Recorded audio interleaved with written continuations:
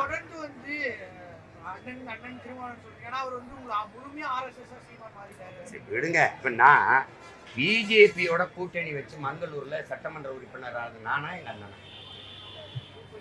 வாஜ்பாய்க்கு வீர வணக்கம் என்ன போர்ல அப்படி மாண்டாரு. அவருக்கு வணக்கம் செலுத்துவது அரசியல் நாகரிகம்ங்கிறாரு.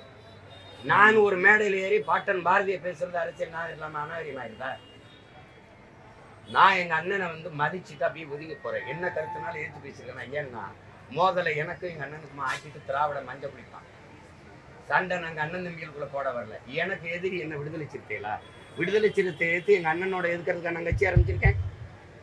தம்பி, எங்க அண்ணன் வைகோ, எங்க ஐயா மருத்துவர் ராமதாஸ், பாட்டாளி மக்கள் கட்சி, இதெல்லாம் எதிரி. அதுக்காக நாங்க கட்சி ஆரம்பிச்சோம். நான் இவ்வளவு நேரம் என்ன பேசிட்டேன்? திராவிடர் தமிழர் போர் நடக்குது.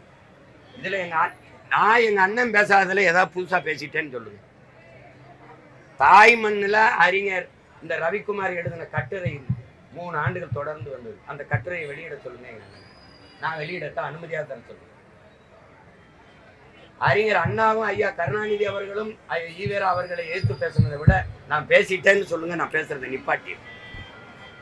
நிப்பாட்டினேன். திமுக எதுக்கு தொடங்கப்பட்டது? யாரை எதிர்த்து தொடங்கப்பட்டது? எதற்காக தொடங்கப்பட்டது? அதை சொல்லுங்க. நீங்க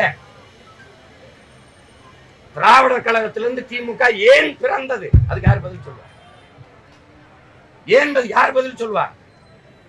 இன்னும் கிழவனை கைது செய்யாம ஏன் விட்டு வச்சிருக்கீங்க? சட்டசபையில பேசணும் ஐயா கருணாநிதியா இல்லையா? அப்புறம் நீங்க அதை விட நான் ஏத்துட்டேன்.